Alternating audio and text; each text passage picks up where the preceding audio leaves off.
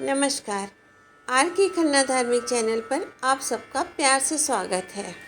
अब मैं प्रस्तुत कर रही हूँ श्रीमद् देवी भागवत के 9वें स्कंद से भगवती स्वधा का उपाख्यान, जो पितरों की तृप्ति के लिए प्रकट हुई।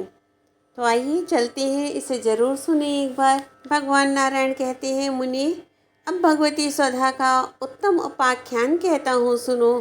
पितरों के लिए यह तृप्तिप्रद एवं श्राद्धान्य के फल को बढ़ाने वाला है। जगत सृष्टा ब्रह्मा ने सृष्टि के आरंभ में 7 पितरों का सृजन किया। 4 तो मूर्तिमान थे और 3 तेजः स्वरूप। उन 7 सुख रूपी मनोहर पितरों को देखकर उनके भोजन के लिए श्राद्ध तर्पण पूर्वक दिया हुआ पदार्थ निश्चित किया। स्नान, तर्पण, श्राद्ध, देव पूजन तथा प्रतिदिन त्रिकाल संध्या यह ब्राह्मणों का परम कर्तव्य है। यह बात श्रुति में प्रसिद्ध है। जो ब्राह्मण नित्य त्रिकाल संध्या, श्राद्ध, तर्पण, बलि और वेद ध्वनि नहीं करता, उसे अजगर सर्प के समान समझना चाहिए। नारद, देवी की सेवा से वंचित तथा भगवान को बिना भोग लगाए खाने वाला व्यक्ति जीवन पर्यंत अपवित्र रहता है। उसे कोई भी शुभ कार्य करने का अधिकार नहीं है। यूँ ब्रह्मा जी तो पितरों के आहारार्थ श्राद्ध आदि का विधान करके चले गए, परंतु ब्राह्मण प्रवृत्ति व्यक्तियों के दिए हुए काव्य पदार्थ पितर पा नहीं सकते थे। अतः वे सभी क्षुधा शांत न होने के कारण उदास होकर ब्रह्मा जी की सभा में गए। उन्होंने वहां जाकर ब्रह्मा जी को सारी बातें बताई। तब उन महाभाग विधाता ने एक परम सुंदर मानसी कन्या प्रकट की। सैकड़ों चंद्रमा की प्रभा के समान मुख वाली वह देवी रूप और यौवन से संपन्न थी। उस साध्वी देवी में विद्या, गुण, बुद्धि और रूप सम्यक प्रकार से विद्यमान थे। श्वेत चंपा के समान उसका उज्ज्वल वर्ण था। वह रत्नमय भूषणों से विभूषित थी।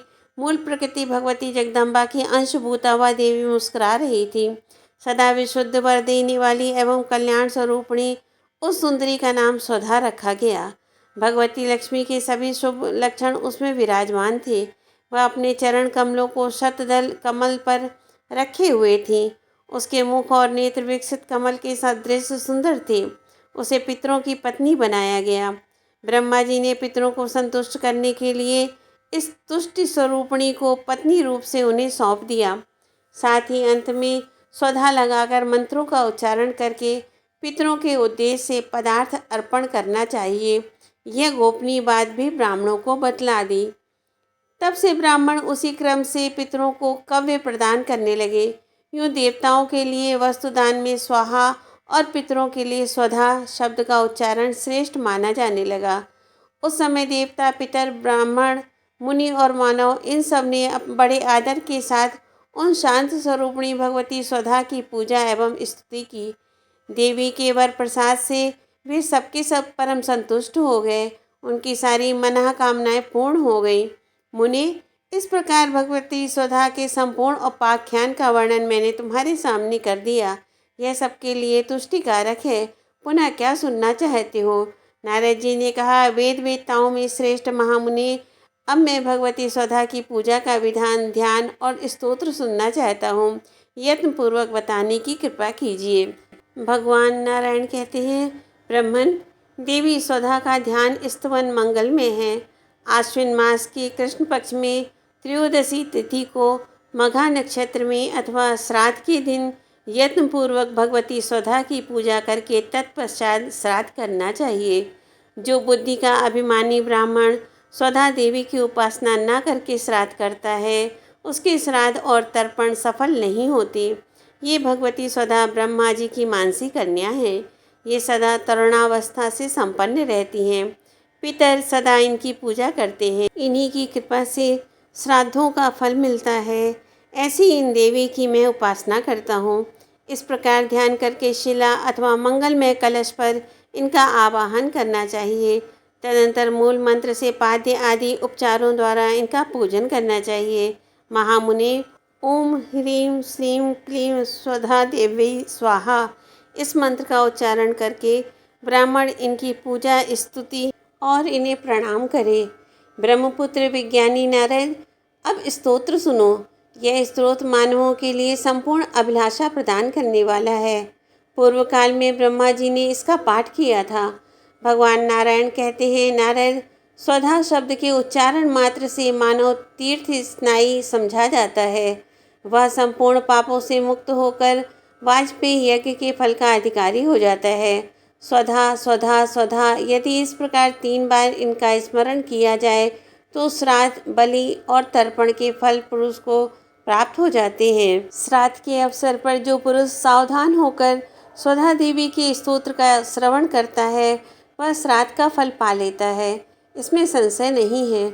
जो मानव स्वधा स्वधा स्वधा इस पवित्र नाम का त्रिकाल संध्या के समय पाठ करता है उसे पुत्रों तथा सद्गुणों से संपन्न विनीत पतिव्रता प्रिय पत्नी प्राप्त होती है। देवी, तुम पितरों के लिए प्राण तुल्या और ब्राह्मणों के लिए जीवन स्वरूपिणी हो। तुम्हें श्राद्ध की अधिष्ठात्री देवी कहा गया है। तुम्हारी ही कृपा से श्राद्ध और तर्पण आदि के फल मिलते हैं। सुव्रते, तुम्हारा विग्रह नित्य सत्य और पुण्यमय है। तुम सृष्टि के समय में प्रकट होती हो और प्रलय काल में तुम्हारा तिरोभाव भी हो जाता है।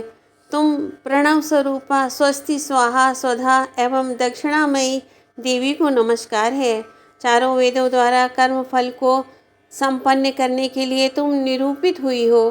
कर्मों की पूर्ति के लिए ही ईश्वर ने तुम्हारे ये 4 रूप बनाए हैं। इस प्रकार देवी स्वधा की महिमा गाकर ब्रह्मा जी अपनी सभा में विराजमान हो गए। इतने में सहसा भगवती स्वधा उनके सामने प्रकट हो गई। तब पितामह ने उन कमल नयनी देवी को पितरों के लिए समर्पण कर दिया। उन देवी की प्राप्ति से पितर अत्यंत प्रसन्न हुए। वे आनंद से विह्वल हो गए। यही भगवती स्वधा का पुनीत स्तोत्र है। जो पुरुष समाहित चित्त से इस स्तोत्र का श्रवण करता है उसने मानो संपूर्ण तीर्थों में स्नान कर लिया है। उसके समस्त मनोरथ पूर्ण हो जाते हैं। मित्रों, भक्तों, मैंने ये कथा आपके लिए शब्दशः पढ़ी है क्योंकि ये सब कथाएं बड़े भाग्य से सुनने और पढ़ने को मिलती हैं और पितरों को लोग ज़्यादा ध्यान नहीं देते हैं। तो इसे सुने, समझें और पढ़ें और जीवन में उतारें, पितरों का सम्मान करें। धन्यवाद। कथा को शेयर करें ज़्यादा से ज़्यादा, चैनल को सब्सक्राइब करें। ओम नमो भगवते वासुदेवाय।